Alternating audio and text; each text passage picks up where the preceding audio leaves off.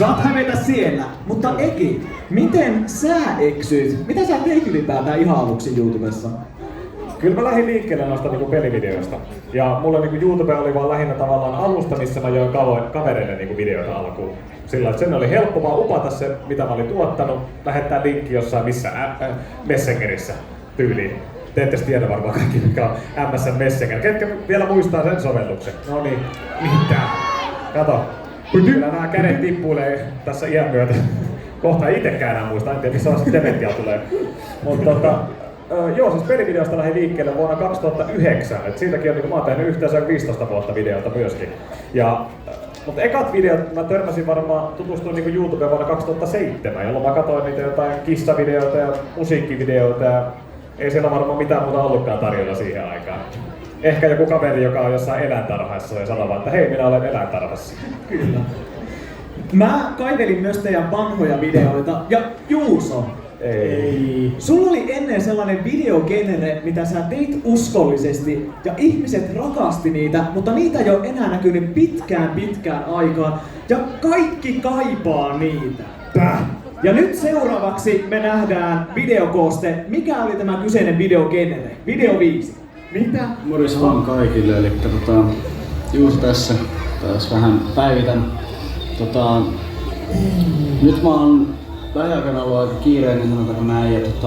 Me itse asiassa piti tehdä sketsi uutena vuotena nyt, mutta meillä ei ollut aikaa tehdä sitä. Eli alkuun mä haluan vähän selitellä tätä, minkä takia mulla oli näinkin pitkä tauko näissä videoissa tässä. Ja syy on ihan se, että mulla on oikeasti aikamoinen kiire tällä hetkellä. Mun viime viikko oli ihan älyttömän kiireinen. Mulla on ollut taas ihan mieletön kiire, mä en tiedä edes minkä takia. Mulla on ollut niin kiire tämän kerran, ettei ja mullakin on kiire koko ajan. Mä en tiedä yhtä paljon mulla on vapaita ja kuinka paljon mä jaksan vapaalla tehdä videoita, mutta mulla on oikeasti ollut aikamoinen kiire tässä. Ja ja muista mitään kerrottavaa.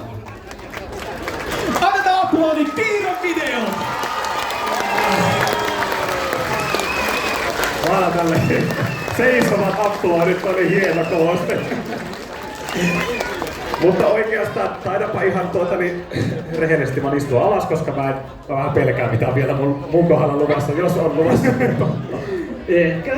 Okay. Mutta Juuso, sä olit kuitenkin nuori. Miten sä pidit itses niin kiireellisenä 17-vuotiaana? Pelasitko sä joka yö vai mitä sä oot tehnyt? Mä mietin, kun mä katsoin tossa tätä tämmöstä, siis eihän mä oon tajunnut, että mä oon noin paljon niinku kiirehtinyt elämässäni selkeästi. Johonkin on ollut kauhean kiire koko ajan, mutta yhtään mitään en oo kyllä noina aikoina tehnyt. Et silleen en tiedä mistä se kiire tulee. Et mä veikkaan, siihen saattoi vähän vaikuttaa se, että on pelannut Team Fortress 2 nimistä peliä 2000 tuntia.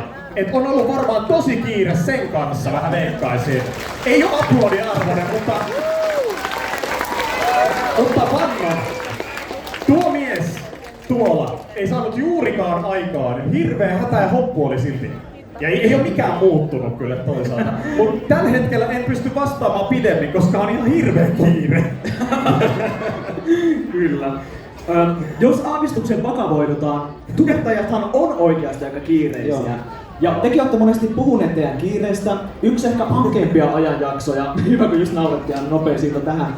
Yksi ankeimpia ajanjaksoja oli se, kun te molemmat sairastuitte melkein samaan aikaan burnouttiin. Teillä oli hirveä kiire ja te molemmat teitte videon asiasta, jossa ei naurettu, vaan se oikeasti oli aika kova teidän henkiselle ja fyysiselle hyvinvoinnille. Miten te selvisitte siitä? Ja mitä te opette? Wow. Aika laaja kysymys. Siis multa kyllä tulee paljon tarinaa tosta. Siis, niinku se oli sitä niinku 2016 vuoden, sanotaanko, puolta väliä, kun mulla tavallaan silloin iski se burnout ja